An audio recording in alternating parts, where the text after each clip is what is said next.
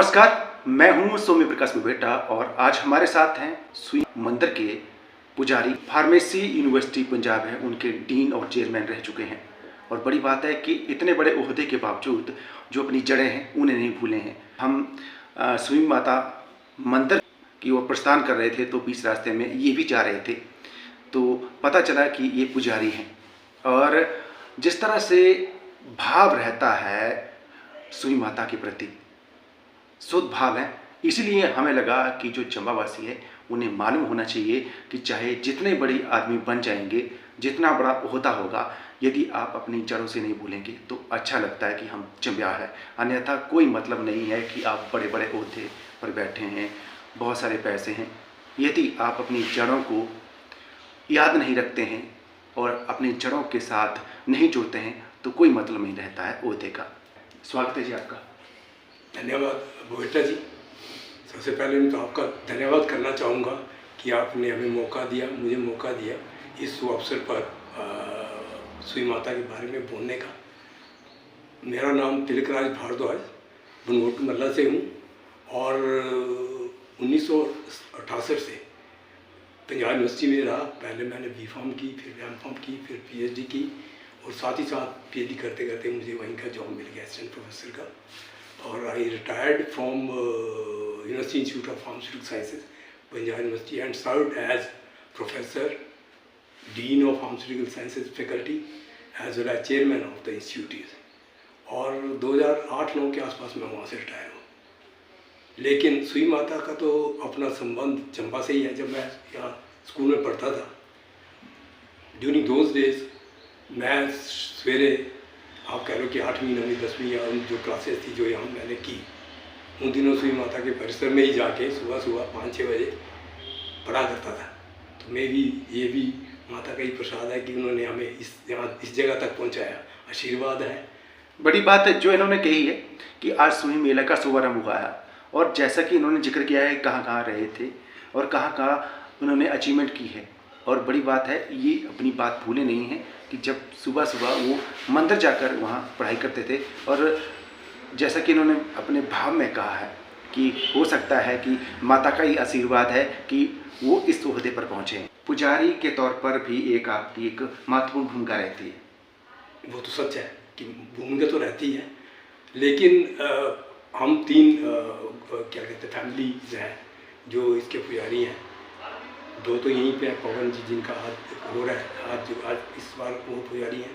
पिछले साल जो थे वो भारद्वाज थे, ये अपने हमारा वो था। और एक शारदा भारद्वाज वगैरह जो उधर है चौंतरा में रहते हैं, वो तीनों बारी बारी रोटेट करते हैं। लेकिन मेरा है तो ये बड़े सालों के बाद मौका मिला है, सुनहरी अवसर मिला है कि सुई माता के इस मौके पर आने का।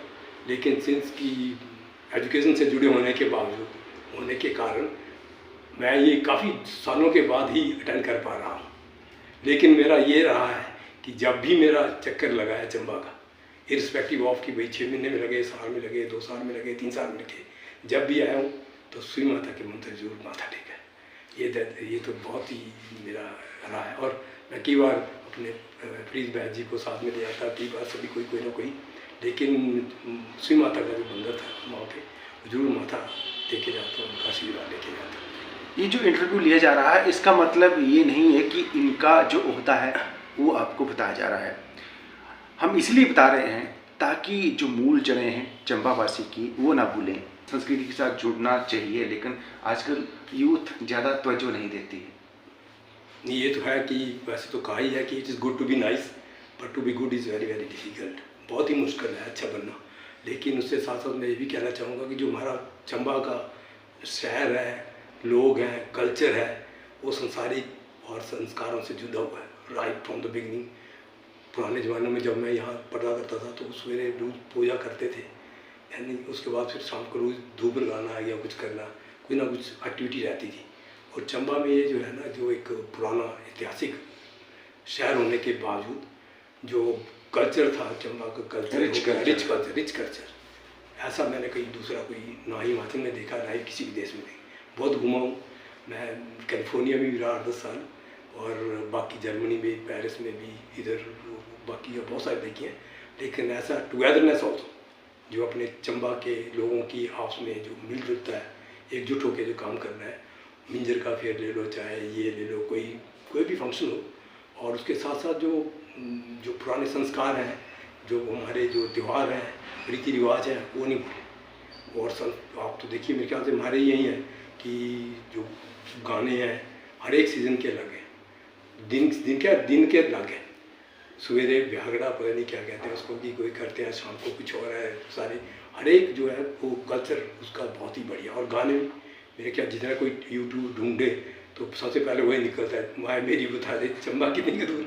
वही गाना मेरे ख्याल से हर दूसरे तीसरे यूट्यूब में ना यही होता है, माए मेरी दसी दे मुझे चंबा कितनी का दूर। ये जो चीज़ें हम बातचीत कर रहे हैं, जो जड़ें हैं, ये जड़ें ही होती हैं जो अपनी जो लोक संस्कृति को भूलने नहीं देती है। जो अपनी लोक संस्कृति है उसको जब नहीं भूलता है कोई तो फख्र भी होता है। और जैसे कि आपने कहा कि हर कंट्री घूमे हैं, जो भी मतलब बताई आपने, लेकिन जो चंबा है उसकी तरह खूबसूरत कोई जगह नहीं है। और जो यहाँ की संस्कृति, यहाँ की महक, जो लोक संस्कृति है उसका मुकाबला नहीं। पढ़ाई के साथ साथ और भी आजकल चीज़ें हो रही हैं, आपको पता है कि नशा भी बढ़ रहा है, तो ये भी एक चुनौती है। इसको लेकर मुझे लगता है आपकी तरफ से एक मैसेज हो जाए तो बड़ी अच्छी बात। नहीं, ये तो बहुत ही अच्छी बात की आपने, क्योंकि आजकल देखो पंजाब में बहुत बुरा हाल हो गया और हिमाचल में भी बढ़ रहा था पीछे काफ़ी। तो हम सभी की यही है, मैं एट प्रेजेंट जो हूँ, I am working as advisor to chancellor at Baddi university. उससे पहले 3 साल रहा आफ्टर रिटायरमेंट। तो हमारा बच्चों का यही मैसेज है कि किसी तरह से इसको जड़ से उखाड़ पाए, क्योंकि जो ये चीज़ है हीरोइन वगैरह जिसको चिट्टा बोलते हैं, बहुत ही डेंजरस चीज़ है। लोग जो है इसके पीछे लोग जान तक देनी पड़ती है और ये काफ़ी बढ़ रहा था। तो हमारे यूथ के लिए, सबके लिए यही है कि बच्चों का तो है ही है, लेकिन पेरेंट्स का उससे भी ज़्यादा रिस्पॉन्सिबिलिटी है, सोसाइटी की ज़्यादा रिस्पॉन्सिबिलिटी है, ताकि हम सब मिलके एकजुट होकर इसको जड़ों से निकाल के हिमाचल से बाहर फेंकें। यही मेरा संदेश है। और अगर ये करेंगे तो हिमाचल जो स्टूडेंट्स हैं, they are very docile, very sincere, very dedicated, very hard working. एक बार मैं बेंगलोर गया हुआ था इंस्पेक्शन में, AICT की और Indian council of technical education की किसी इंस्टीट्यूट की इंस्पेक्टर गया था। तो मैंने ऐसे ही पूछ लिया, मैंने कहा आपके पास कौन से बच्चे आते हैं, कहाँ से आते हैं, किस किस स्टेट से आते हैं। तो उनके जो मालिक थे कहते जी हम तो फर्स्ट प्रेफरेंस जो होती है हमारी वो हिमाचल के स्टूडेंट्स की होती है। मैंने क्यों? कहते हो खाते पीते रिच है, कभी कोई प्रॉब्लम नहीं पैसे पूसे देने की या कोई लड़ाई झगड़ा का कोई कुछ नहीं। दूसरे नंबर पर कहते हैं नॉर्थ ईस्ट में, लेकिन कहते जो है ना ये हमारी बहन जाके कैंप लगाते हैं ताकि हिमाचल के बच्चे ही आएँ। So that sort of feedback I got from institutions head. तो कह लो जो जितने उसके मालिक थे सारे की, जो हिमाचल में एक तो कोई बिना घर के नहीं है, सभी के पास ज़मीनें हैं, सभी के पास अपना घर है, सारे परिवार जॉइंट फैमिलीज़ हैं। तो दैट वो भी बहुत बड़ा जो है ना फैक्टर है जिसने सबको बांध के रखा हुआ है। और संस्कार भी ऐसा कहीं और किसी स्टेट में आपको स्टूडेंट नहीं मिलेगा। तो अच्छी इमेज है हिमाचल, बहुत ही अच्छी है, बल्कि आप मानोगे नहीं। अभी मैं पीछे पूछ रहा था, जो HPRC हमारे चेयरमैन थे वो भी और बाकी के भी, कि हमारे हिमाचल से कोई अराउंड 75-80,000 स्टूडेंट्स हर साल आ जाता है हायर स्टडीज़ के लिए या उसके लिए। लेकिन हमारे यहाँ 16-17 यूनिवर्सिटी होने के बावजूद भी 10-15 हज़ार से ज़्यादा हम उनको रोक नहीं सकते, क्योंकि जो बाहर वाली जो यूनिवर्सिटियाँ जो दिखावा है, कोई और है, कोई इट में भी ट्राई सिटी में बहुत है, हमारे चंडीगढ़ के आसपास भरी पड़ी है, कोई रोक टोक नहीं उनके पास, कोई रेगुलेशन का कोई वो नहीं है। तो उसके कारण जो बच्चे जो फिर जो घर से निकलता है एक बार, अगर इंजीनियरिंग नहीं गया या कोई मेडिकल कॉलेज नहीं मिला, उसको नहीं मिला, तो कहते हैं ट्राई सिटी में पढ़ लो कहीं।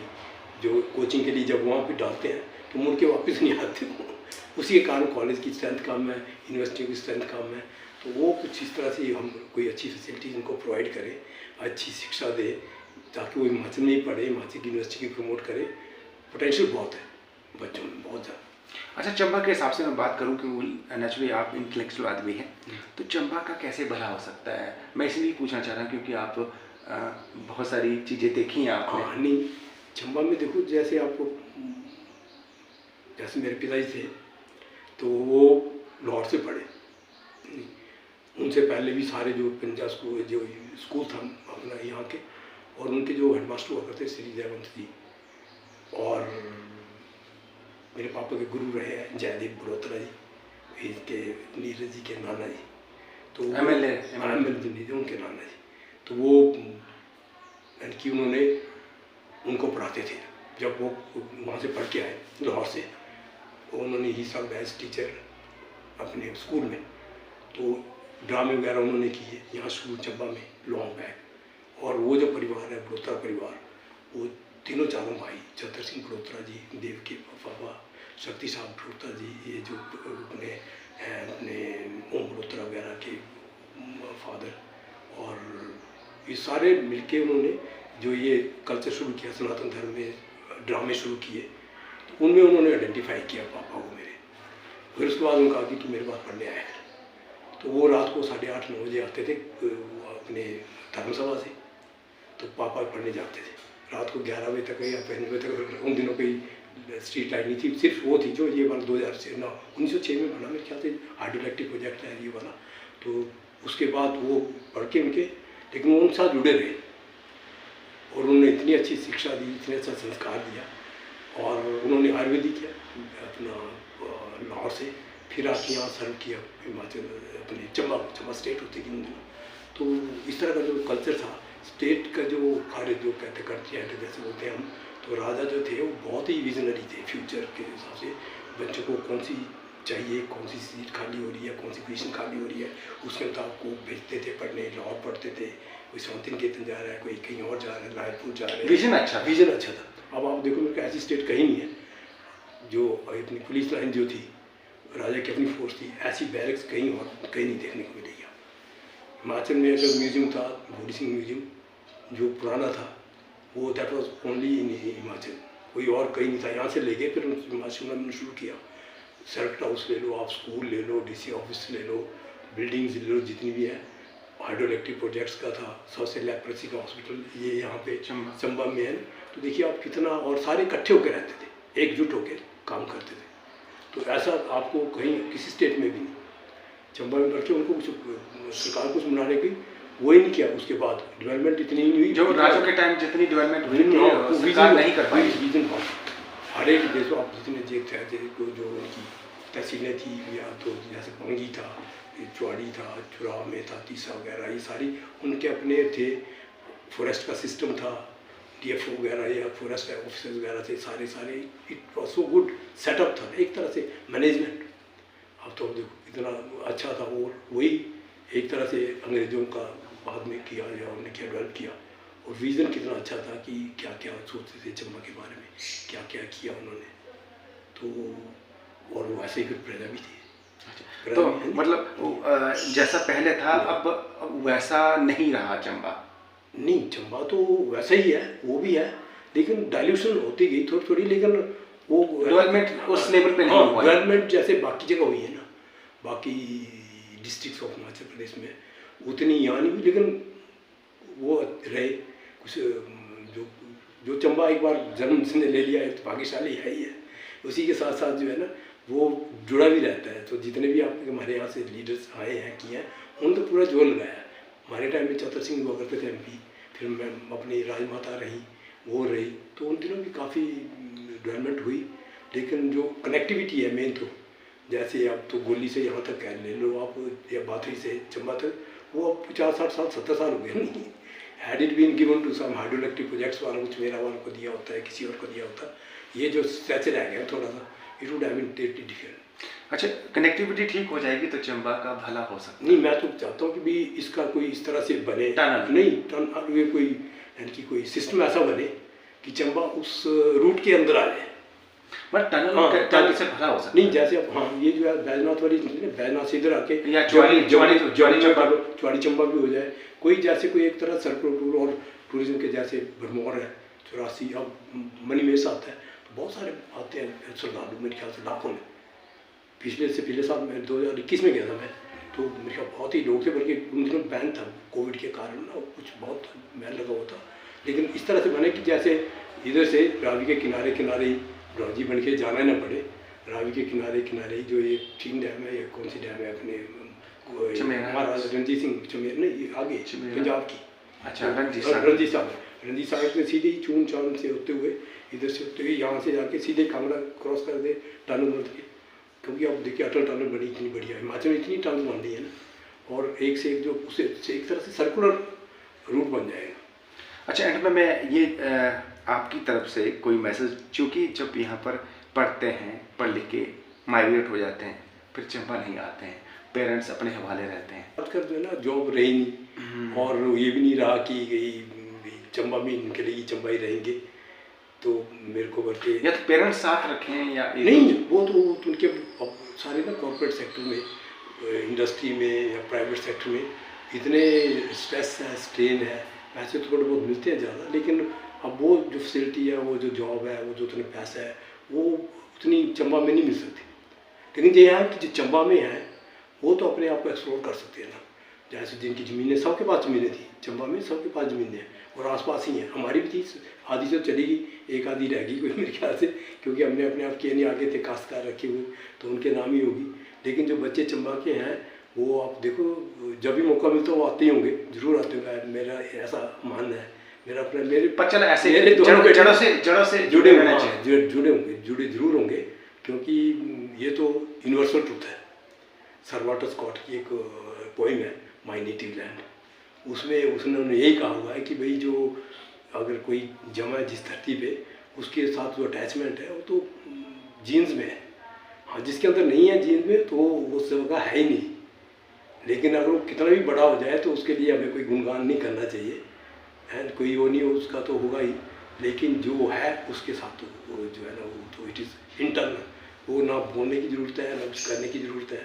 आपने बहुत सारे देखे होंगे, बहुत सारे रिटायरमेंट के बाद अपने बचपन वाला, जहाँ पर उनका बचपन बीता है, वो देखने जाते हैं, चाहे गाँव कैसा ही हो, किसी तरह का ही हो, तो वो इट्स इनहेरिटेड, इट्स ये तो पार्ट ऑफ जीन के अंदर है। वो सारे जहाँ जिसने जन्म लिया हो, जहाँ उसके बचपन का बीता हो, एक बार कहते ज़िंदगी छोड़ने से पहले वो रिविजिट करना चाहते हैं। बहुत सारे ऐसे हैं, बहुत सारे। आप मेरे को बहुत सारी पिक्चर भी आई होंगी, देखी होंगी आपने, वो भी यही संदेश देती हैं कि जो है ना ये, और सर वाल्टर स्कॉट तो थे ही थे माय नेटिव लैंड में, तो उन्होंने उसी बात को पूरे जोर शोर से प्रमाणित किया है।